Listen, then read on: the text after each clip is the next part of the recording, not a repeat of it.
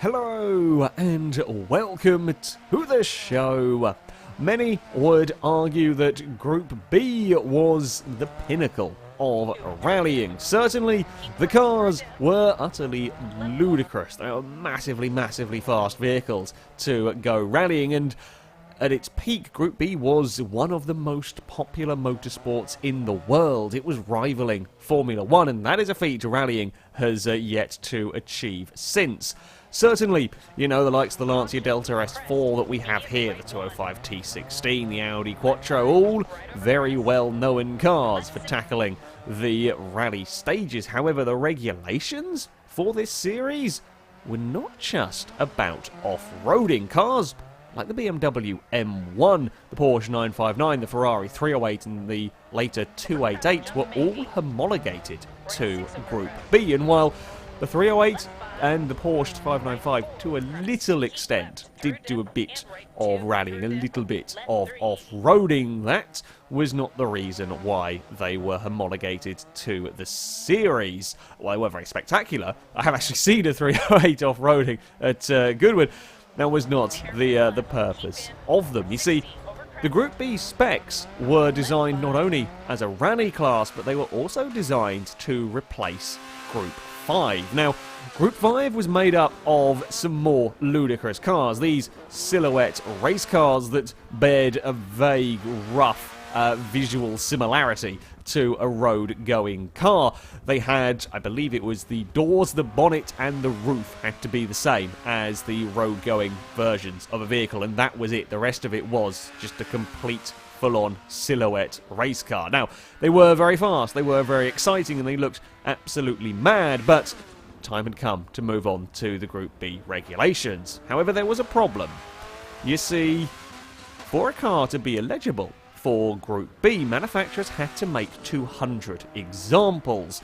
Unlike the Group 5 cars that just had to have tiny bits borrowed off a road car, they actually had to have 200 of the cars, and then to make an Evolution version, that was a further 20. Now, that is a considerable outlay for manufacturers. That is a lot of cars to be making specifically for a racing series. So, as you could imagine, it took a while for any interest to be forming. However, it did start to. Ferrari had their 288. Lamborghini built a special version of the Countach in preparation for it. There was rumour Jaguar might be interested in running the XJ220, and of course Porsche already had the 959 ready to go. BMW had the M1, and let's face it, it is feasible that some of the rally cars could have been converted to circuit use, cars like the Ford RS200. It was all looking very promising. However, there was a hitch. Group B was cancelled. The rally cars and, well, quite frankly, the spectators were so dangerous around the stages. There had been too many fatalities, and the rally cars had, or the rally class, if you like, folded, and with it, Group B itself. So the circuit racing never happened. We never got to see. Ferrari had the 288, the GTO Evolution was there, but that was the only one. So yeah, they never raced. But thanks to the joys of Forza, what would it be like if they had? Naturally, we had to go and find out. Now, I built a series of cars. I can't build them to the GTO Evolution spec. I can't strip out enough weight from these cars to make a set of regulations that would really work. Instead, what I did is took a selection of vehicles, the Ferrari, the Porsche, the Jaguar, the Lamborghini, the BMW M1, and the Ford RS200, and built them towards the top of S-Class. I designed the builds so that all of the cars would be relatively comparable. I know, technically in reality you'd have regulations to build to, but we wanted to get as close to racing as possible with these vehicles, so instead this time I opted to build the cars myself.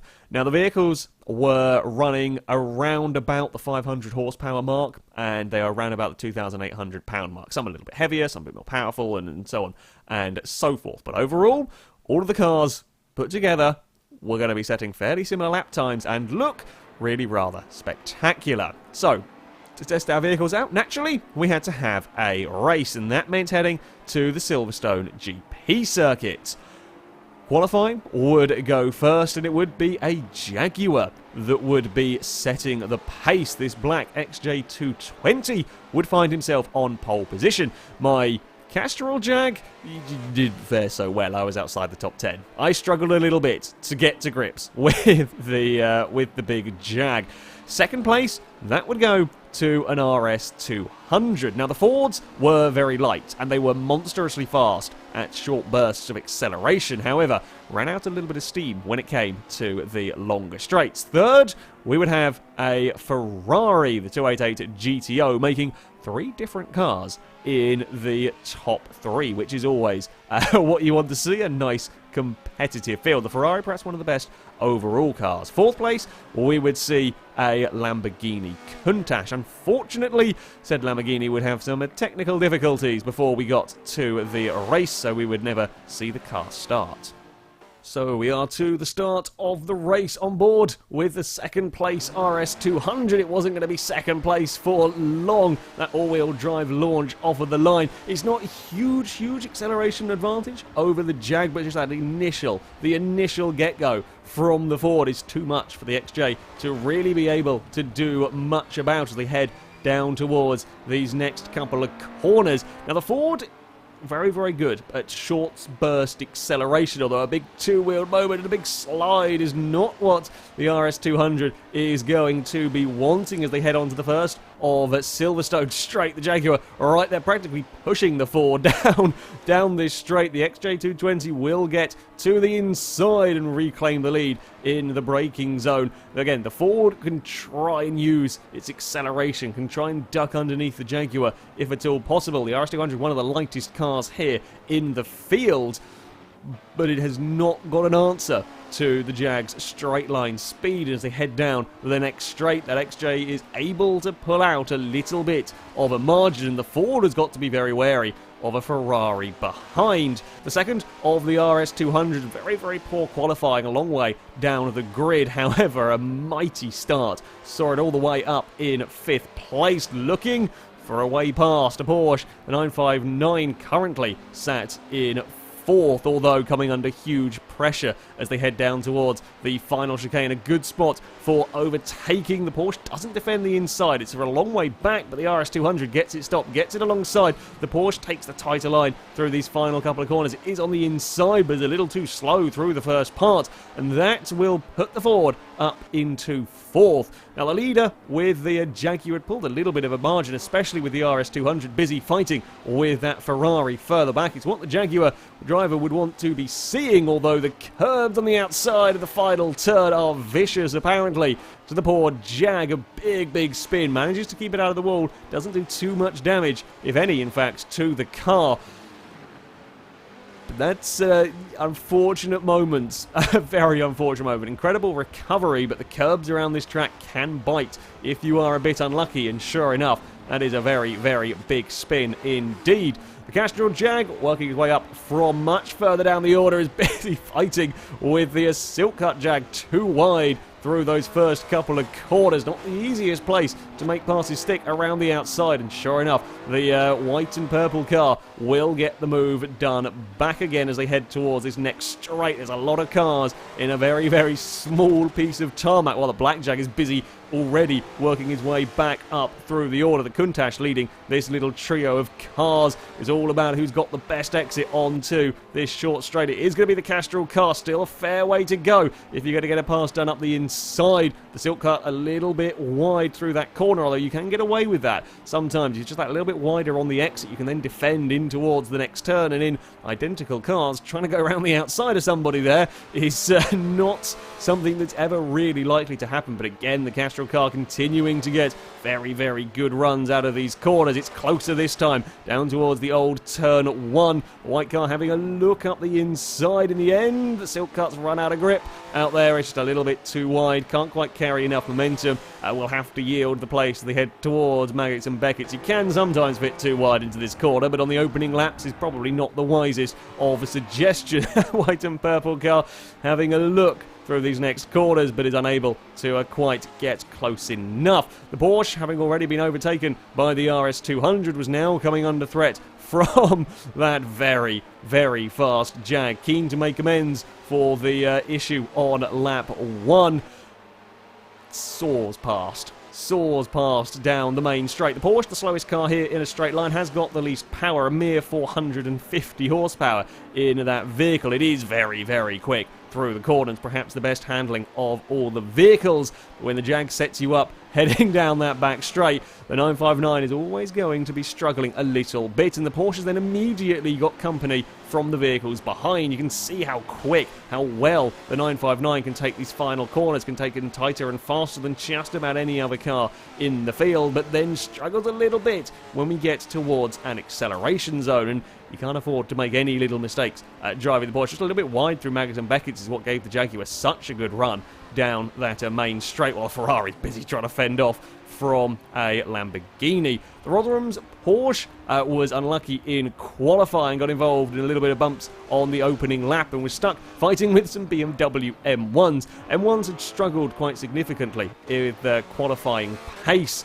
They were mighty fast in a straight line, perhaps even faster than the XJ220s, but were a handful through the corners. The Porsche, of course, the complete opposite, tries to get up the inside, the side-by-side coming down the first of the straights here, but it's not quite going to be enough. The sheer speed of the BMWs can keep them ahead for a little while. At least the M1 trying to hold it around the outside. The Porsche able to just about sweep his way through. Now the M1s are going to start fighting with one another. Not exactly what they want to be seeing, because slowing each other down the more you are side by side. You can see the speed that the Porsche is able to get through some of these corners. It is a mighty fine car indeed.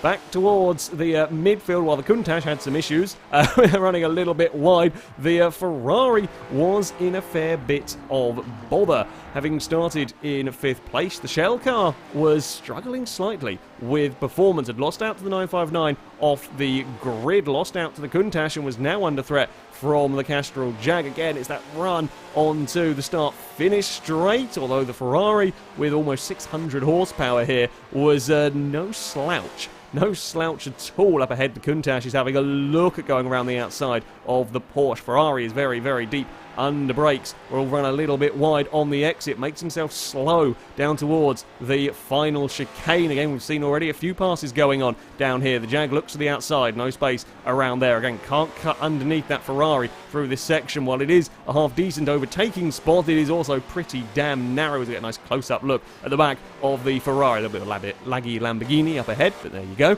Still, the Castrol car looking for a way past into turn 1. Again, it's the Ferrari just a little bit wide. The Jag uses as much of the road there is, just about a Ferrari's width on the outside there. Again, you run that little bit wide of an apex somewhere. You're a little bit slow off of a corner when you've got a car hounding you that much. You're going to get in trouble. You don't need to give anybody an invitation to find a way past. The Jag up another position as the Countach continues to look for a way past that Porsche.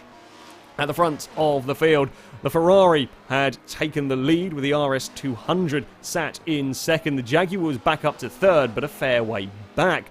These two setting similar lap times between the pair of them, both fast in different areas. The Ferrari very quick down the straights, pretty damn good through the corners, though a little mistake into Maggotts and Beckett's across the grass there is not what that 288 would have wanted. The RS200 changes direction very well and gets mighty launches out of the slower corners, but will run out of steam when it comes to these long straights, so nobody really able to do too much. A bit of a stalemate, if you like, stuck here at the front.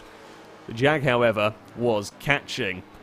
Further back, the Porsche continued to park itself in 5th place, making it difficult for the Countach to find a way past, and the more these two fought, wasn't long before the Jag had caught up to the group. The Ferrari would soon be on its way. The Countach knew he needed to find a way past quick, and as they headed down the old start-finish straight, it was a better run onto this section for the bright pink car. Is up the inside. The Porsche has got the grip to make it awkward. The Porsche has got the grip to try and hang that around the outside, and sure enough, the Porsche was still alongside for a little while, eventually having to yield though. Eventually, the Lamborghini with too much speed, and in all of that, it had cost the Porsche 2 places. With the 959 out wide on the exit of that old turn 1, the Jaguar with a much, much better run would sneak past as well. Further back, another 959 had ended up battling with the pair of BMWs. and was running into some problems. The Porsche's immense handling was all very well and good, but as soon as they got to the straights, the BMWs would run away. The Porsche catching all the time through the corners, but then be immediately beaten. Even with the BMWs running side by side, now the Porsche's got nowhere to go. There's 2 cars wide. There's just not space for another car to fit around there. Well, there is if you go really wide, but then you'll never be able to take any speed. Gets a good exit coming down this next section, but it's not going to be enough. As soon as they can get on the power, the BMWs come soaring back past, and the Porsche isn't even close enough to have an attack into this turn. The BMW's defending well at this time. At the front of the field, and things continued to close up. The Ferrari leading the way, the Ford in close attendance. The Jaguar had caught this pair, was even bringing 4th place with him a little bit as well. It was going to be a rather hectic end to this race with only a couple of laps to go. The Jaguar are determined to try and retake that lead, is moving around all over the rear of the Ford. The Ferrari with another little mistake into this Maggotts and Beckett section. That's really bunched everybody up. There's nowhere for the RS200 to go. It can't carry its speed, and out of this corner it's not really the fastest accelerating car anymore. They're already up to a decent amount of speed. The Jaguar with that straight line speed advantage will come soaring past, doesn't even have to worry so much about the braking zone. The Ford might think about having a dive back. It's just too far away. It's just not able to do anything through that next corner. Again, a little bit of a slide from the RS200.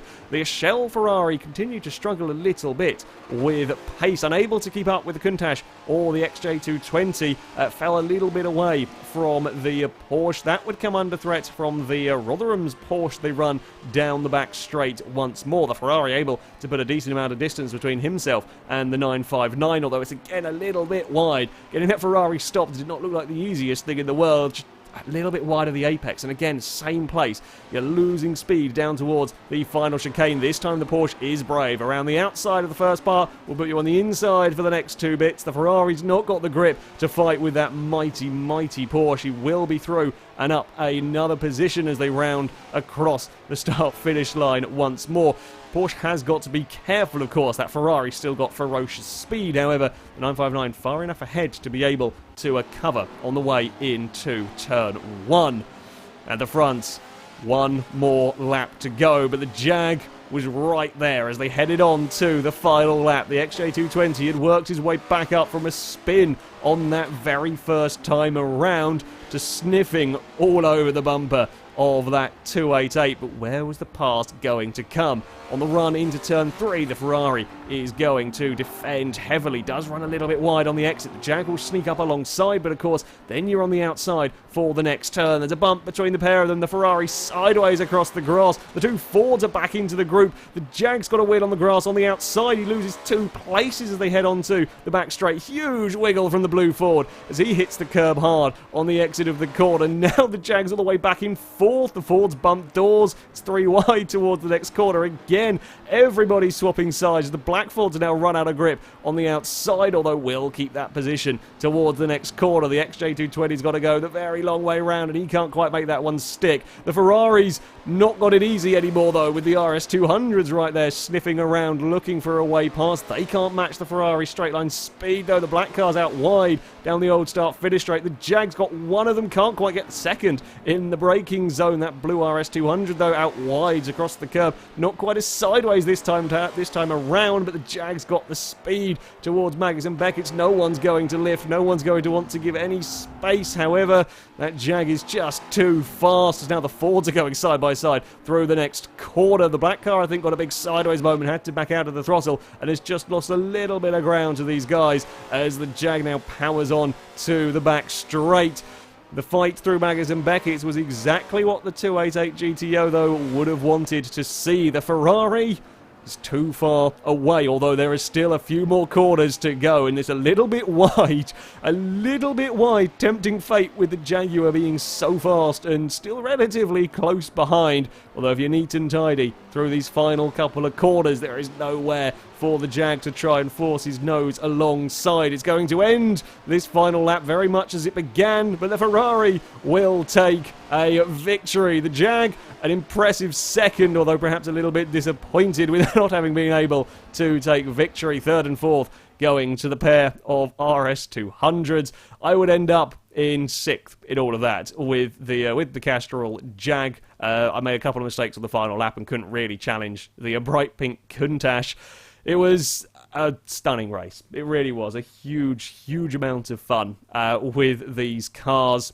The balancing for all of the vehicles seems to have worked pretty well with these.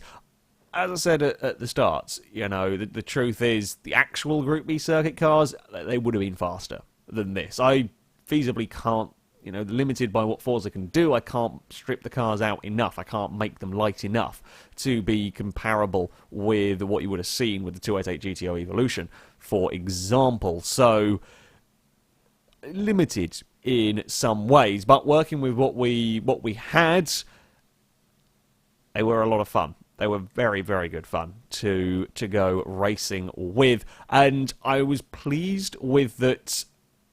Despite having built them to set, you know, similar lap times around a circuit, their performance had their own variations. They all had their own, you know, characteristics. They all got their speed in different ways, and different drivers were able to extract speed in different ways from the cars. And yeah, while the lap times all came out as very close, they got performance in different areas of the circuit, and that worked better than I expected. I feared they might all end up very similar, you know, being all built to try and do the same lap times, and that wasn't quite the case, which, yeah, I was really glad to see. I was really glad to see. And you know, seeing this group of cars go racing is a fantastic era of supercars, if you like, and yeah, I'm really happy with the results of this. I'm really happy with how everything came. There were a couple of bumps during the race. A couple of vehicles further back got in trouble, and the BMWs just didn't have much luck here.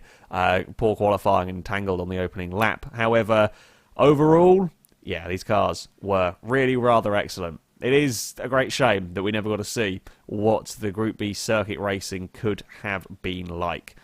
That, though, is going to be it for this video. Thank you very much for watching, and until next time, goodbye.